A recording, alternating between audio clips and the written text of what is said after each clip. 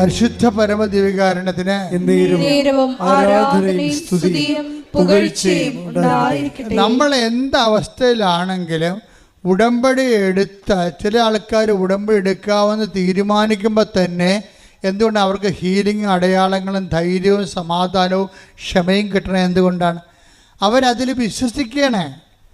ചില ആൾക്കാർ ഉടമ്പടി പുതുക്കിയാലും അവർക്ക് പറയുന്ന സമാധാനം ചിലർക്ക് കിട്ടണില്ല. എന്താ കാര്യം? അവരപ്പോഴും സംശയിച്ചുകൊണ്ടേയിരിക്കും. കാര്യം അവർക്ക് അവരെ തന്നെ സംശയമാണ്. സംശയമുള്ള ആൾക്കാർക്കുള്ള ഗുണം, നിങ്ങൾക്ക് സംശയമുണ്ടോ ഇല്ലയെന്ന് അറിയണമെങ്കിൽ അത് എളുപ്പമെന്ന് വെച്ച് കഴിഞ്ഞാൽ നിങ്ങളുടെ ഉടമ്പടി പ്രവർത്തനങ്ങൾ നോക്കിയാൽ മതി. ഉടമ്പടിയിൽ ഇപ്പോൾ പത്രം കൊടുക്കാൻ എടുക്കണ സമയം അത് വാദപ്പനിക്കാരെ പോലെ ഇങ്ങനെ 1-2 കൊടുത്ത് ആർക്ക് കൊടുത്തും എപ്പോൾ കൊടുക്കും, ന്യൂട്രായിട്ട് കൊടുക്കും. ചില ആൾക്കാർ കടയിൽ കുത്തിയിരിക്കും. വരുന്നവർക്കൊക്കെ ഒരു മുടക്കമില്ലല്ലോ, വരുന്നവർക്കെല്ലാം വെറുതെ കൊടുക്കും. പുറത്തിറങ്ങത്തില്ല. പുറത്തിറങ്ങിക്കഴിഞ്ഞാൽ അവർക്ക് അവരുടെ പെയിൻറ്റ് പോകുമെന്ന് പറഞ്ഞ് ഉണ്ടാക്കത്തില്ല. അവർക്ക് കടയുണ്ട് അല്ലെങ്കിൽ എന്തെങ്കിലും സംവിധാനം ഉണ്ടെങ്കിൽ അവിടെ നിന്ന് വെറുതെ കൊടുക്കും വരുന്നവർക്ക്. ഇതുകൊണ്ട് വായിക്ക് എന്ന് പറയാം. അപ്പം അവർക്ക് ഏതായാലും അത് ചെയ്യാതിരിക്കാൻ പറ്റത്തില്ല. എന്നാൽ എങ്ങനെയെങ്കിലും ഒപ്പിച്ചുണ്ടാക്കണമെന്നുള്ള രീതിയിലാണ് അത് ചെയ്യണത്. അപ്പോൾ അവർക്ക് സ്നേഹമില്ല. അതുകൊണ്ട് തന്നെ അവിടെ കാര്യങ്ങൾ ലാഗ് ചെയ്യും. ആരുടെയും കുഴപ്പമില്ല, അവർ തന്നെ ഉണ്ടാക്കുന്നതാണ്. സ്വയമായിട്ട് കുഴിക്കണത്. കാരണം അവർക്ക് ദൈവസ്നേഹം ഉണ്ടെങ്കിൽ അപ്പോൾ ഈ ഇരിക്കുന്ന യുവങ്ങൾ തന്നെ നോക്കിക്കേ, അവർ ഫുൾ ടൈമിൽ പ്രവർത്തിക്കുകയാണ്. അവർ MDH മാസ്റ്റർ ഓഫ് തിയോളജിക്ക് വേണ്ടി ആലുവ പഠിക്കുകയാണ്. പക്ഷേ എന്നിട്ട് ഇവിടുന്ന് 10 കാവി കൊണ്ടുപോയി ആലുവ റെയിൽവേ സ്റ്റേഷനിലെല്ലാം കൊടുക്കും. റെയിൽവേ സ്റ്റേഷനിലെല്ലാം കൊടുക്കും കൊണ്ട് നടന്ന്. അതെന്താ കാര്യം? ഇതിനകത്ത് നിൽക്കുന്ന ആൾക്കാരുടെ പരിപാടിയാണിത്. എന്ന് വെച്ച് കഴിഞ്ഞാൽ നമുക്ക് ദൈവസ്നേഹം ഉണ്ടെങ്കിൽ നമുക്ക് സംശയം ഉണ്ടാകത്തില്ല, നമുക്ക് ബോധ്യം ഉണ്ടാകും. ബോധ്യം ഉണ്ടാവുമെങ്കിൽ എല്ലാം കർത്താവ് വേണ്ട സമയത്ത് ക്രമീകരിക്കും. ദൈവത്തിൽ നമ്മളെ ഏൽപ്പിച്ചിരിക്കുകയാണ്. ഇനി നമ്മളെന്ത് നോക്കാനാണ്? ദൈവം നമ്മളെക്കാൾ എത്രയോ ലക്ഷക്കണക്കിന് മനുഷ്യരെ കണ്ടും അതിനേക്കാൾ ഈ ഭൂമി സൃഷ്ടിച്ച അപാരതയുടെ ഒരു ദൈവമല്ലേ. അപ്പം അങ്ങനെ നമുക്ക് അതിനെക്കുറിച്ചുള്ള ബോധം പരിശുദ്ധാത്മാവ് തന്നുകൊണ്ടിരിക്കും. പരിശുദ്ധാത്മാവിൻ്റെ കുറവുണ്ടെങ്കിൽ എങ്ങനെയാ 90 ദിവസം പിടിച്ച് നിൽക്കണം. 90 ദിവസം പിടിച്ച് നിൽക്കണം. അത് കഴിയുമ്പോൾ ഭക്തി, 90 ദിവസം പത്തി, 91-ാം ദിവസം പത്തി. അതാണ് സംഭവം. ഉടമ്പടി വർക്ക് ചെയ്യാത്ത അതാണ്. 90 ദിവസം പത്തി, 91-ാം ദിവസം പത്തി. പഴയ സ്വഭാവം, പഴയ ആളായിട്ട് മാറും. ചില ആൾക്കാർ പത്തി ഒരുമിച്ച് കൊണ്ടുപോകും. അത് ഭയങ്കര മൂർഖനാണ്. മാതാവേ, അപ്പം ഇതെല്ലാം കറക്റ്റ് ചെയ്യണം. നിങ്ങൾ വിശ്വസിക്കുന്നുണ്ടോ, നിങ്ങൾ സ്നേഹിക്കുന്നുണ്ടോ എന്ന് ദൈവത്തിന് നിങ്ങൾ ബോധ്യപ്പെടുത്തി കൊടുക്കണം. അതാണ് എൻ്റെ ഏറ്റവും വലിയ വിഷയം. ദൈവത്തിന് ബോധ്യപ്പെടുത്തി കൊടുക്കുന്നതാണ് ഇതിനകത്ത് ഉള്ള റിസ്ക് എന്ന് പറയും. ഉടമ്പടിയിലെ റിസ്ക് എന്ന് പറഞ്ഞാൽ അതാണ്. കാര്യം എന്താ, ഞാനിങ്ങനെ പറയാം, പല ആൾക്കാർക്കും ദൈവത്തെക്കുറിച്ച് പറയാൻ അറിയത്തില്ല. എന്താ കാര്യം? അവർ ദൈവത്തെ കണ്ടിട്ടില്ല. അതാണ് മെയിൻ പ്രശ്നം. പിന്നെ പുസ്തകത്തിലുള്ള നോളജും എവിടെയെങ്കിലുമൊക്കെ സെമിനാറൊക്കെ അറ്റൻഡ് ചെയ്യുകയും വല്ല പ്രസംഗമൊക്കെ കേൾക്കുന്ന ഒരു നോളജ്. അങ്ങനെയല്ല.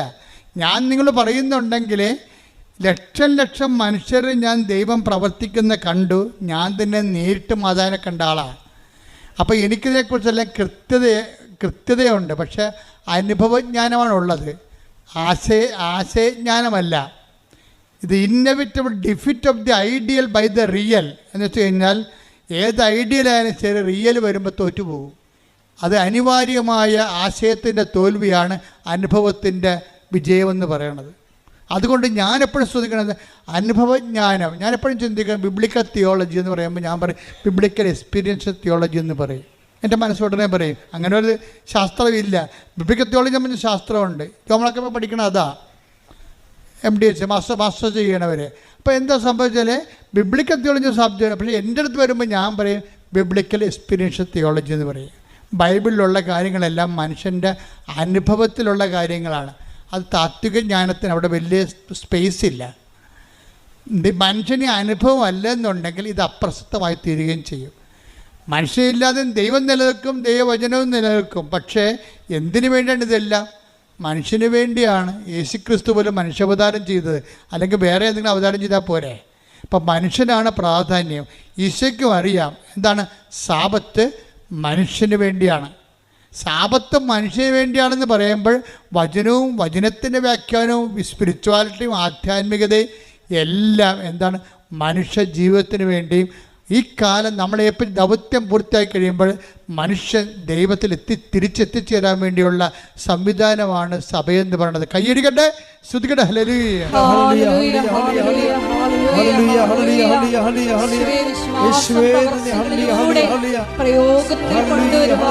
ആരാധനയിലൂടെ ഞങ്ങളെ അഭിഷേകം ചെയ്യണമേ.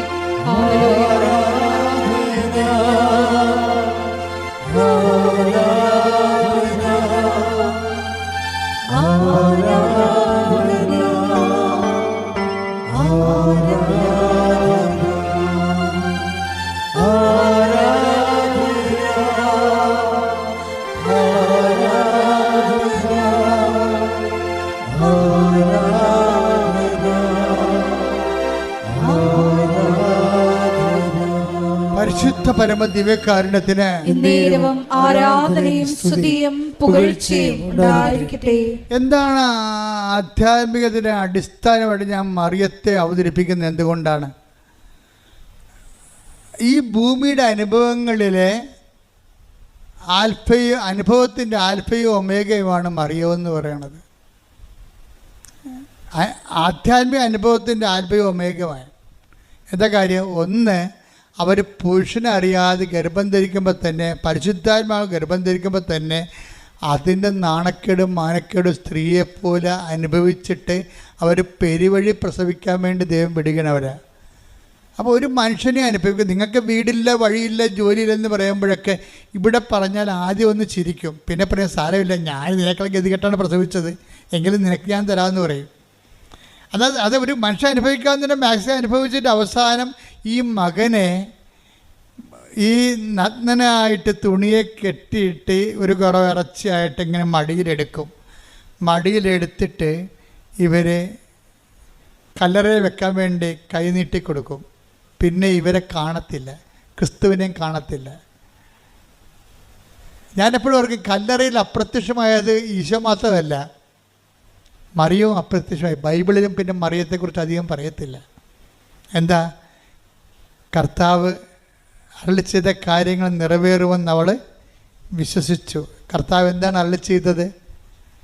കർത്താവ് അവളോട് അരുളി ചെയ്തത് എന്താണ്? മനുഷ്യാവതാരത്തിൻ്റെ സമയത്ത് അവൻ്റെ രാജ്യത്തിന് അവസാനം ഉണ്ടാകില്ലെന്നാണ് പറഞ്ഞിരിക്കുന്നത്. Take the bed of 1:33. ശ്രദ്ധിക്കട്ടെ. ഹല്ലേലൂയ.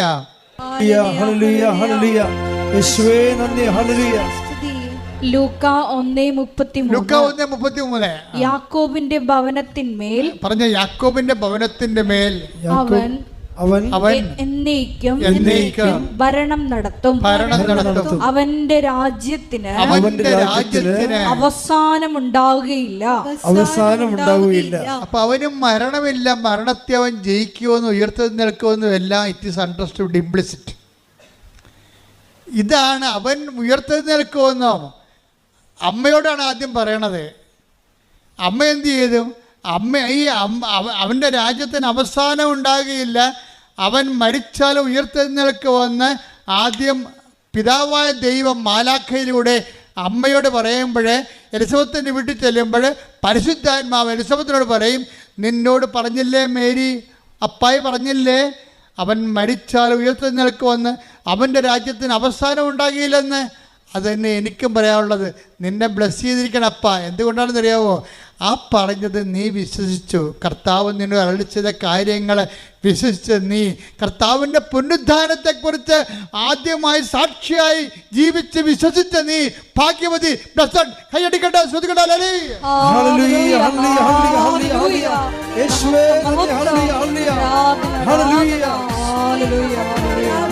പരിശുദ്ധ പരമദിവ്യകാരുണ്യത്തിന് ആരാധനയും സ്തുതിയും പുകഴ്ചയും ഉണ്ടായിരിക്കട്ടെ. അപ്പൊ പുനരുദ്ധാനത്തിന്റെ പ്രഥമ സാക്ഷി ആരാണ്? അമ്മയാണ്. അമ്മയുടെ ജീവിതം മുഴുവനും അപ്പോസ്തലന്മാർ പുനരുദ്ധാനത്തിന് സാക്ഷിയാകണത് കർത്താവ് പുനരുദ്ധാനം കഴിഞ്ഞതിന് ശേഷമാണ്. പക്ഷെ എല്ലാവരും മഗ്ദലന മറിയം ഉൾപ്പെടെ പുനരുദ്ധാനത്തിന് സാക്ഷിയാകണത് കർത്താവിൻ്റെ പുനരുദ്ധാനത്തിന് ശേഷമാണ്. അമ്മയുടെ ജീവിതം തന്നെ പുനരുത്ഥാനത്തിൻ്റെ ജീവിത സാക്ഷിയായിട്ട് ജീവിക്കുകയാണ്. എന്താ കാര്യം? കർത്താവ് അരുളി ചെയ്യുന്നത് 1:33 പറഞ്ഞു. കർത്താവ് അരുളി ചെയ്ത കാര്യങ്ങൾ, അതായത് 1:33 എന്താ പറഞ്ഞത്? വരാൻ പോകുന്ന കാര്യങ്ങൾ നമ്മൾ 16-14 വായിച്ചു. ആ വരാൻ പോകുന്ന കാര്യങ്ങളാണ് മാലാഖ 1:33 പറയണത്. എന്താണ്? അവൻ്റെ രാജ്യത്തിന് അവസാനമുണ്ടായില്ലെന്ന്, അവൻ മരിച്ചാലും പുനരുദ്ധാനം ചെയ്യുമെന്ന്. അതാണ് എലിസബത്തിൻ്റെ വീട്ടിൽ 1:45 ലൂക്ക പറയണത്. മേരി, നീ ബ്ലെസ്സഡാണ്. എന്താണ് കാരണം? കർത്താവ് നിങ്ങളുടെ അളിച്ചത് കാര്യങ്ങൾ നിറവേറുമെന്ന് നീ വിശ്വസിച്ചു. അതായത് എന്താണ് വിശ്വസിച്ചത്? കർത്താവിൻ്റെ പുനരുത്ഥാനത്തിൽ നീ വിശ്വസിച്ചു. അവൻ്റെ പുനരുത്ഥാനത്തെ വിശ്വസിച്ചുകൊണ്ട് തന്നെയാണ് മറിയം. അതുകൊണ്ടാണ് ഈശോ ചോദിക്കണത്. ഈശോയെ കാണാതെ വരുമ്പോൾ ഞാനും നിൻ്റെ അപ്പനും കൂടി എന്തുമാത്രം നിന്നെ അന്വേഷിച്ചെന്ന് അറിയാവോ എന്ന് ചോദിക്കുമ്പോൾ അമ്മ അപ്പം ഈശോ പറയും, മേരി, യു നോ ഇറ്റ്. നിങ്ങൾക്കറിയാം. എന്താണ്? ഞാൻ എൻ്റെ പിതാവിൻ്റെ കാര്യത്തിൽ വേപൃതനായിരിക്കേണ്ടവനാണെന്ന് നിങ്ങൾക്ക് അറിയാൻ പാടില്ല. എന്നുവെച്ചാൽ അറിയാമ്മയ്ക്ക് കൈയെടുക്കട്ടെ, ശ്രദ്ധിക്കട്ടെ.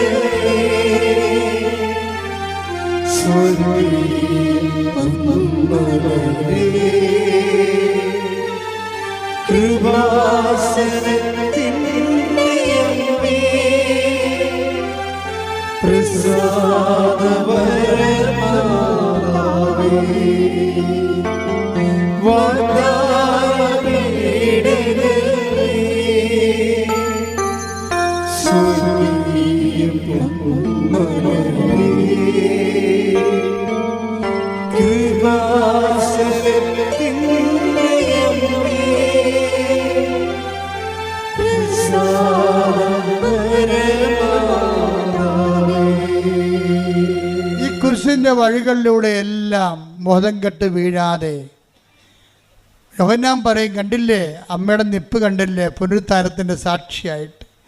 മരിച്ചു കിടക്കുന്ന മകൻ്റെ മുമ്പിൽ ഏതെങ്കിലും അമ്മ ഇങ്ങനെ നിൽക്കുമോ? ഏതമ്മയാലും ബോധം കെട്ട് താഴെ വീണ് കിടക്കത്തില്ലേ? കണ്ടില്ലേ നിൽക്കണ നിപ്പ് കണ്ടില്ലേ? എന്താണ്? അമ്മ കുരിശിൻ്റെ ചുവട്ട് നിന്നിരുന്നു. ആരായിട്ട് നിന്ന്? ഈശോയുടെ പുനരുത്ഥാനത്തിൻ്റെ സാക്ഷിയായിട്ട്. ഇപ്പം നിന്നതല്ലല്ലോ, മംഗളവാർത്ത കാലം മുതൽ തന്നെ അവർ പുനരുത്ഥാനത്തിൻ്റെ സാക്ഷിയാണ്. അതുകൊണ്ട് തന്നെയാണ് പല വിഷയങ്ങളും അമ്മ ഹൃദയത്തിൽ സംഗ്രഹിക്കണത്. എന്താണ് സംഗ്രഹിക്കണത്? എല്ലാത്തിൻ്റെ അവസാനം എൻ്റെ മകൻ ദൗത്യം പൂർത്തിയാക്കി പുനരുത്ഥാനം ചെയ്യും, ലോകത്തിൻ്റെ രക്ഷ കൈവരും. രക്ഷയെ ധ്യാനിച്ചുകൊണ്ടാണ് അമ്മയെല്ലാം ക്രിസ്തുവിലൂടെ സംഭവിക്കാൻ പോകുന്ന പുനരുത്ഥാനത്തിലൂടെ വരാൻ സമാഗതമാകാൻ പോകുന്ന മനുഷ്യൻ്റെ രക്ഷയെ ധ്യാനിച്ചുകൊണ്ട് അമ്മ ഒറ്റ വാക്കിൽ ഒതുക്കും. എന്താണ്? മേരി ഹൃദയത്തിൽ സംഗ്രഹിച്ചു. കയ്യടിക്കട്ടെ.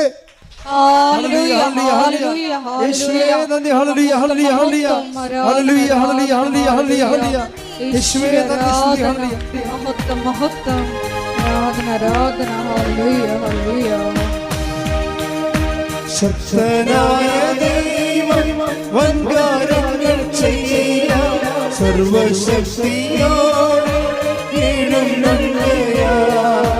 ശക്തനായ ദൈവം വൻകാര്യങ്ങൾ ചെയ്യാൻ സർവശക്തിയോടെ എഴുന്നള്ളുകയാ.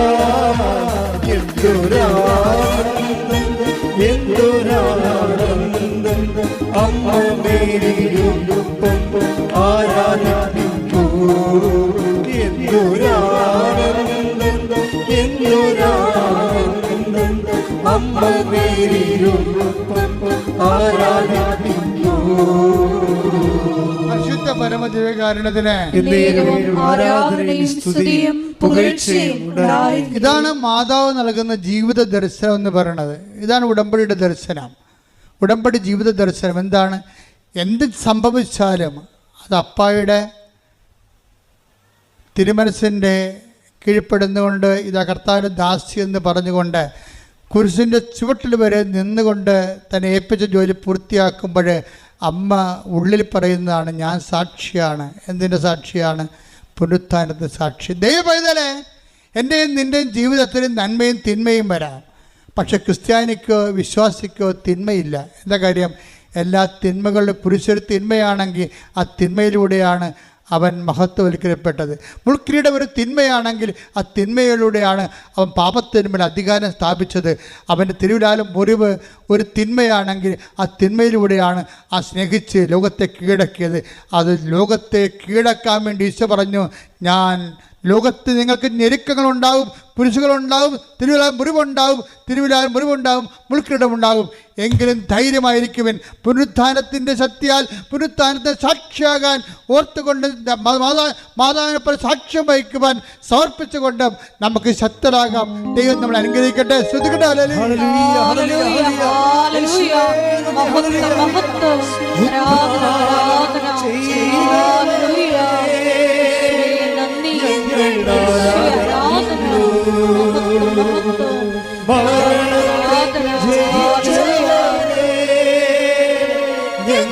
ആരാധിക്കുന്നു ഉദ്ധാരം ചെയ്തവനെ ഞങ്ങൾ ആരാധിക്കുന്നു മരണത്തെ ജയിച്ചവനെ ഞങ്ങൾ ആരാധിക്കുന്നു.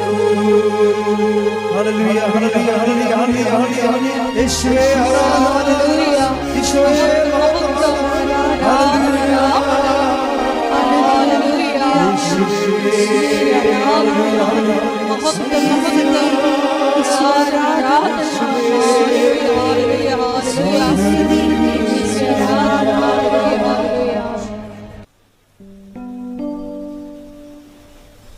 എല്ലാത്തിനും പരിഹാരമുണ്ടാകുന്ന ഇന്നലെ നമുക്ക് നടന്നത് 33 സാക്ഷ്യങ്ങളാണ്. എ ഗ്രേഡായിട്ടുള്ള വലിയ സാക്ഷ്യങ്ങളാണ്. നമ്മളെ ദൈവം വചനവും വചനാധ്യക്ഷമായ ജീവിതവും കർത്താവിൻ്റെ പുനരുത്ഥാനവും സുവിശേഷ സാക്ഷ്യവും ഒക്കെ വളരെ ഗുരുതരമായ രീതിയിൽ പഠിപ്പിച്ചുകൊണ്ടിരിക്കുകയാണ്. അതുകൊണ്ട് തന്നെ നിങ്ങൾ ദൈവരാജ്യത്തിന് നീതിയെക്കുറിച്ച് അന്വേഷിക്കുക. ബാക്കിയുള്ള കാര്യങ്ങൾ കർത്താവ് ചേർത്ത് നൽകുന്നതാണെന്നാണ് ഇതിൻ്റെ ഒരു സംക്ഷിപ്തം. അതുകൊണ്ട് തന്നെ നമ്മളിപ്പോഴേ നിങ്ങളെ പരസ്പരം ശിരസ് കൈവച്ച് പ്രാർത്ഥിക്കേണ്ട സമയമാണ്. അച്ഛൻ ഈ സമയത്ത് ഉടമ്പുഴ മുഴുവൻ സബ്ജക്റ്റ് കൈകാര്യം ചെയ്യും പ്രാർത്ഥനയിൽ.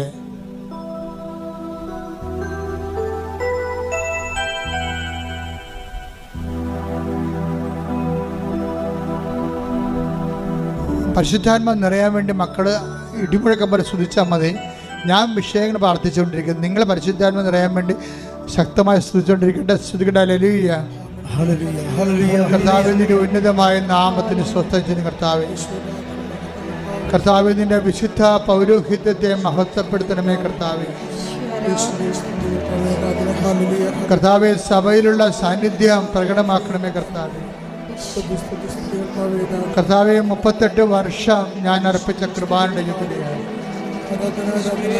കൃപാസ്ഥാനത്താറെ ജീവനോടെ പ്രത്യക്ഷപ്പെട്ട പരിശുദ്ധ അമ്മയുടെ മാധ്യസ്ഥത ഈ അൾത്താറയിൽ നടന്ന 10,000 ആരാധനയുടെ ശക്തിയാണ്.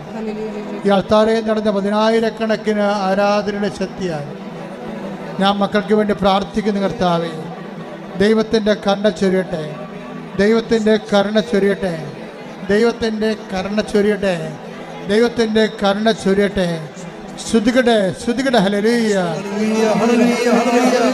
കർത്താവേ, നിന്റെ തിരുമുറിവാർന്ന വലതുകരം, ആണിപ്പെടുതാർന്ന അത്ഭുതകരം.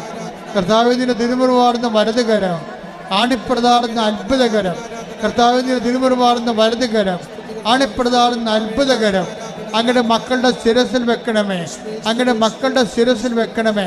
സന്ധിബന്ധങ്ങളിലെ കർത്താവിൻ്റെ അകത്ത് നിറയട്ടെ, മാംസപേശികളിലെ കർത്താവിൻ്റെ അകത്ത് നിറയട്ടെ, രക്തഞരമ്പുകളിലെ കർത്താവിൻ്റെ അകത്ത് നിറയട്ടെ, രക്തഞരമ്പുകളിലെ കർത്താവിൻ്റെ അകത്ത് മുച്ചു മുതൽ ഉള്ളംകാല വരെ കർത്താവിൻ്റെ അകത്ത് നിറയട്ടെ.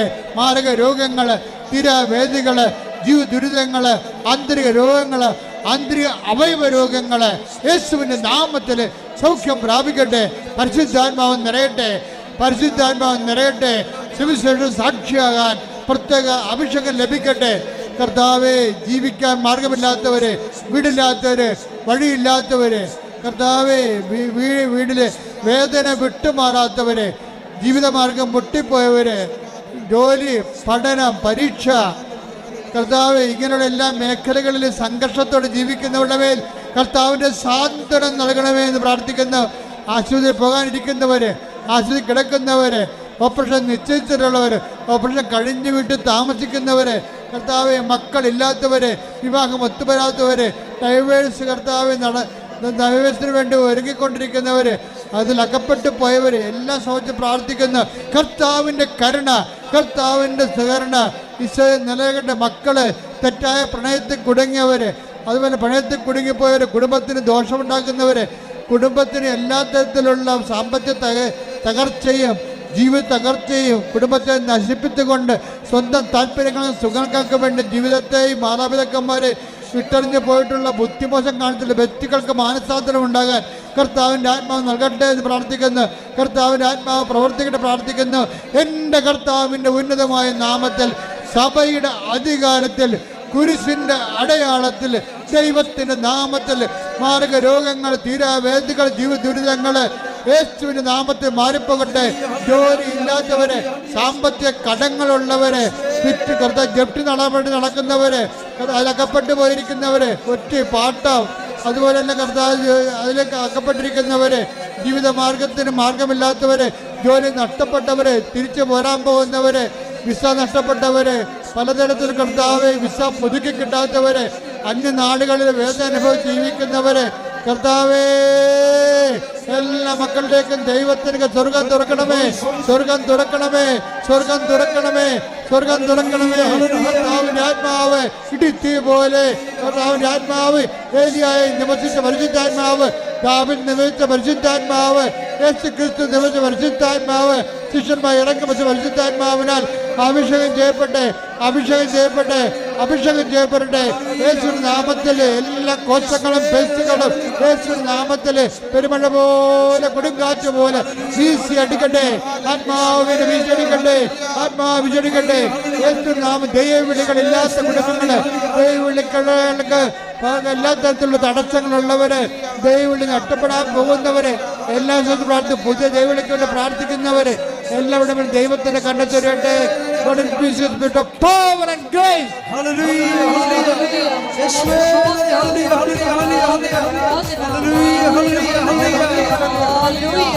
hallelujah. Hallelujah, hallelujah. കൈയടിച്ചുകൊണ്ട് പാടറേ. ആത്മശക്തിയെ ഇറങ്ങി വാ, ഇറങ്ങി വാ, മഴ പോലെ പെയ്തിറങ്ങി വാ, മഴ പോലെ പെയ്തിറങ്ങി വാ. സുജിയെ ഇറങ്ങി വാ, ഇറങ്ങി വാ, മഴ പോലെ പെയ്തിറങ്ങി വാ, മഴ പോലെ പെയ്തിറങ്ങി വാ. ആത്മനദിയായൊഴുകി എന്നിടുവാ, ആത്മശക്തിയായൊഴുകി എന്നിടുവാ, ആത്മനദിയായൊഴുകി എന്നിടുവാ, ആത്മശക്തിയായൊഴുകി എന്നിടുവാ. മഴ പോലെ പെയ്തിറങ്ങി വാ, മഴ പോലെ പെയ്തിറങ്ങി വാ, മഴ പോലെ പെയ്തിറങ്ങി വാ, മഴ പോലെ പെയ്തിറങ്ങി വാ. ആത്മശക്തിയെ ഇറങ്ങി വാ, ഇറങ്ങി വാ, മഴ പോലെ പെയ്തിറങ്ങി വാ, മഴ പോലെ പെയ്തിറങ്ങി വാ, മഴ പോലെ പെയ്തിറങ്ങി വാ, മഴ പോലെ പെയ്തിറങ്ങി വാ, മഴ പോലെ പെയ്തിറങ്ങി വാ, മഴ പോലെ പെയ്തിറങ്ങി വാ. മുട്ടേക്കുക, മൗനമായി പ്രാർത്ഥിക്കുക. ഉടമ്പടി എടുത്ത വിഷയത്തിന്മേലും പുതുക്കാൻ പോകുന്ന വിഷയത്തിന് മേലും മൗനമായി പ്രാർത്ഥിക്കുക.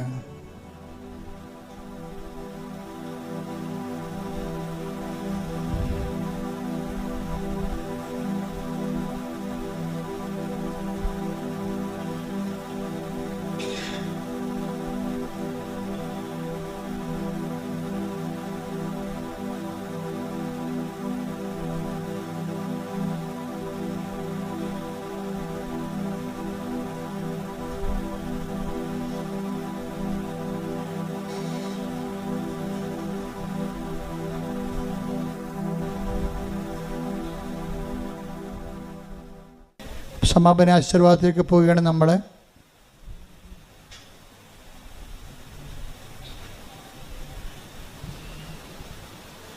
ഒരിക്കൽ കൂടി മരിയൻ ഉടമ്പടിയിൽ സമർപ്പിച്ചിരിക്കുന്ന എല്ലാ വിഷയങ്ങളും ദേവമാതാവിൻ്റെ മധ്യസ്ഥയിലെ ദിവ്യകാരുണ്യ സന്നിധിയിൽ സമർപ്പിച്ച് ഒരു നിമിഷം നമുക്ക് മൗനമായിട്ട് പ്രാർത്ഥിക്കാം. പരിശുദ്ധ അമ്മയെപ്പോലെ വരാൻ പോകുന്ന കാര്യങ്ങൾ അറിയിക്കുമ്പോൾ പരിശുദ്ധാത്മാവിൽ നിറഞ്ഞ് ഇതാ കർത്താവിൻ്റെ ദാസി എന്ന് പറഞ്ഞ് മൗനസമർപ്പണം ചെയ്ത് പുനരുദ്ധാനത്തിൻ്റെ ആദ്യ സാക്ഷ്യം വഹിക്കുവാൻ ഈ ആരാധനയിലൂടെ ഉടമ്പടി എടുത്തിരിക്കുന്ന ഞങ്ങളെ ഓരോരുത്തരെയും തിരഞ്ഞെടുത്ത് അഭിഷേകം ചെയ്യണമേ എന്ന് പ്രാർത്ഥിച്ചുകൊണ്ട് ശിരസ് നമിച്ച് ദിവ്യകാരുണ്യ ആശീർവാദം സ്വീകരിക്കാം.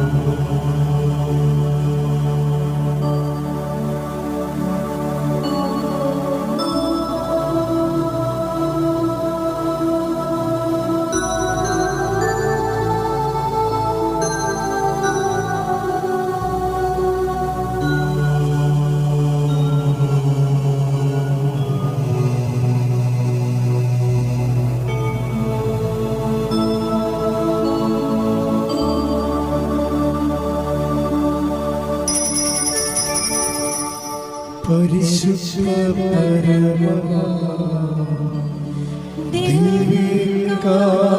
ദിവ്യകാരുണ്യമേ, എന്നുമെന്നും അങ്ങേയ്ക്കാരാധന.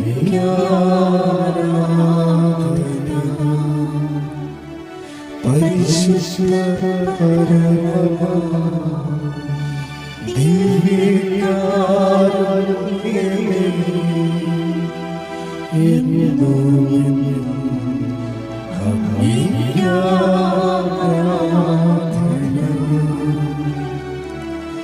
പരിശുദ്ധ പരമമാ